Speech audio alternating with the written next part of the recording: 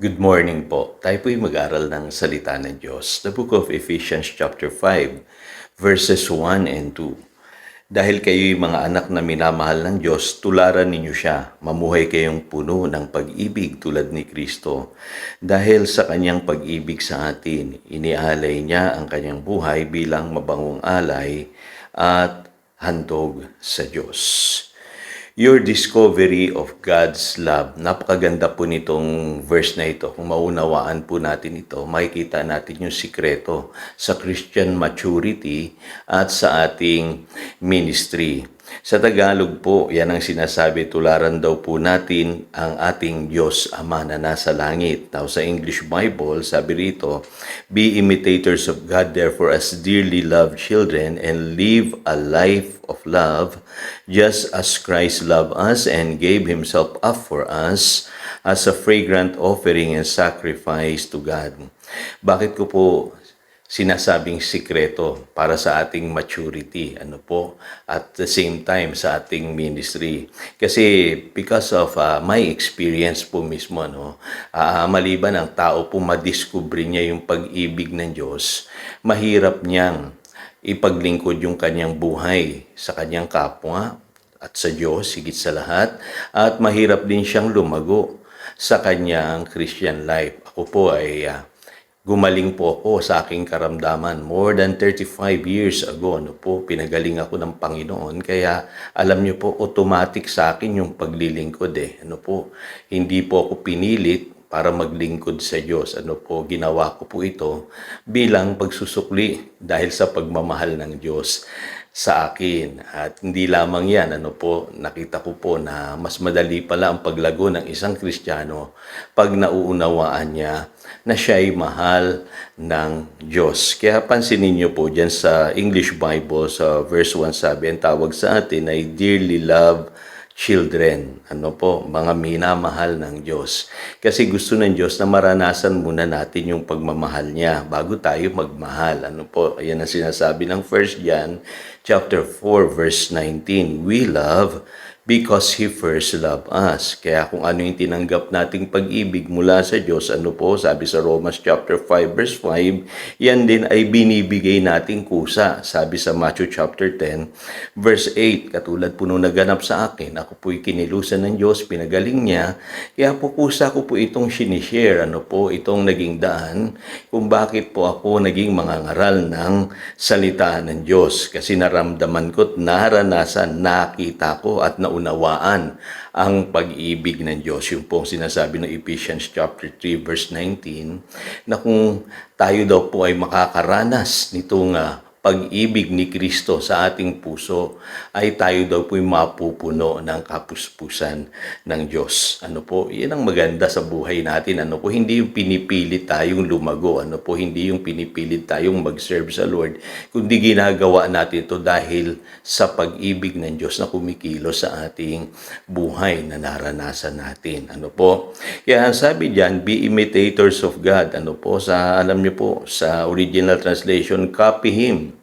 Follow His example. Ika nga, like father, like son. Kasi God is love. Sabi sa 1 John chapter 4, verse 7 and 8.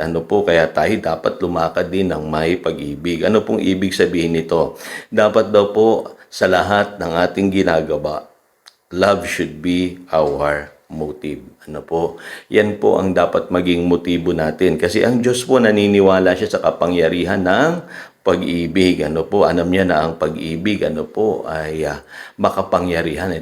Love will never fail. Ika nga sa 1 Corinthians chapter 13 verse 8. Kaya nung nilikha niya po ang lahat-lahat, ang sanlibutan, ang mundo, lahat na nakikita natin ngayon, including tayo, nilikha niya tayo dahil sa pag-ibig. Yun po ang motive ng Diyos. Yun ang ultimate motive niya. At naniniwala siya sa kapangyarihan ng pag-ibig. Kaya alam niyo po ang sikreto sa lahat ng ating ginagawa. Kung gusto nating maging matagumpay, whether in ministry or in secular calling, love should be our motive. Kaya dapat po pag-ibig talaga ang motibo natin. At taglay-taglay po natin yung pag-ibig na yan sa ating puso nung tayo'y na born again. Yun ang sinasabi ng Romans chapter 5, verse 5. Ngayon, sabi dito, love just as Christ loved us and gave Himself up for us.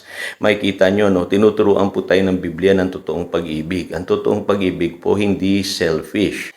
Bakit po? Kasi ang selfishness, hindi yan nagbibigay ng tunay na kaligayahan sa buhay ng tao. Yun ang sinasabi ng Philippians chapter 2 verse 3. In fact, sumisira pa ito. Sabi sa James chapter 3 verse 16. Kaya dapat po, sabi ng Biblia, huwag daw po tayong maglingkod out of selfish ambition. Yan ang sinasabi ng Philippians chapter 2 verse 3 na binanggit ko kanina. Ano ba yung selfish ambition, Pastor?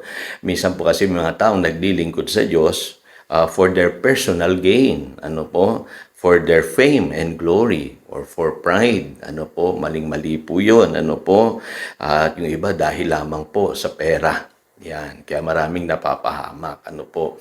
Kasi ginagawa natin yung isang bagay na mali ang motibo. Kasi once na namali po ang ating motibo sa ministry, ano po, yan po ang downfall ng maraming Christians. Ano po? Kaya don't serve God out of your selfish ambition. Kailangan ang goal natin ay i-please natin ang ating Diyos. Sabi nga, to live is Christ. Ano po?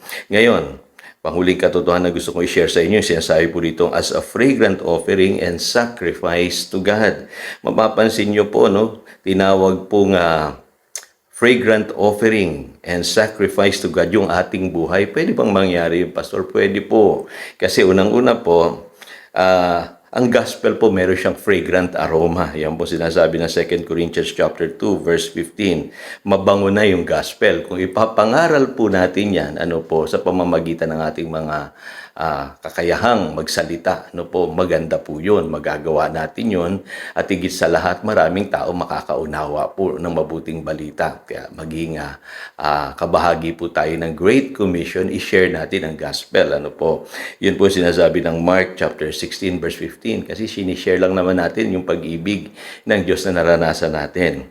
Pero dapat po yan ay back up din ng testimony natin. Mahalaga po yung ating testimony.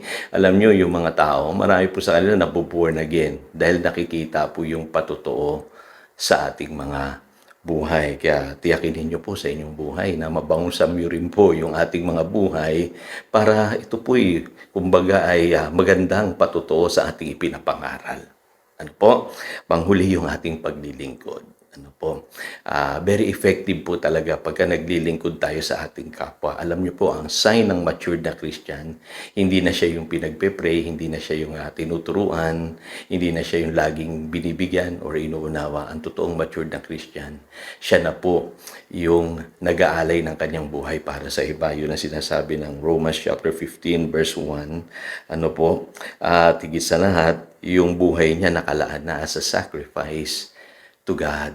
Ano po, yun ang mahalaga sa buhay na ito. Tayo nagpipray para sa ibang tao, tumutulong sa ibang tao, tayo na yung nangangaral, hindi tayo pinapangaralan palagi, tayo nagtuturo, ano po, tayo na yung nagbibigay at hindi tayo yung binibigyan. At pag nagawa natin yan, sabi nga sa Matthew chapter 20 verse 28, yan ang example ng ating Panginoong Hesus Ang sabi, just as the Son of Man did not come to be served, but to serve and to give His life as a ransom to many. Kaya kapatid, diskubrihin mo ang pag-ibig ng Diyos sa iyong buhay. Alam ko, pinaranas na yan ng Diyos sa iyo.